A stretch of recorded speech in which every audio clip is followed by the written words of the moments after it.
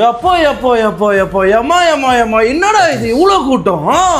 திருச்செந்தூர் தைப்பூசத்துக்கு முருகர் பார்க்க வந்த கூட்டமா இது? அந்த கடற்கரையில் கூட்டம் கூடுமே அந்த மாதிரி இருக்கு.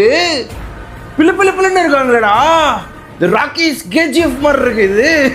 யாருக்கும் எந்த அசம்பாவிதம் நடக்காம இருந்தா சரி, எல்லா உயிரும் பத்திரமா இருக்கணும், அவ்வளவுதான். எந்த வித அசம்பாவிதம் நடக்காம இருந்தா சரி. இது சிஜில எடிட் பண்ண கூட்டம் இல்லடா, 33 வருஷம் ஒரு ஓஜினால கிரியேட் பண்ண கூட்டம்டா இது.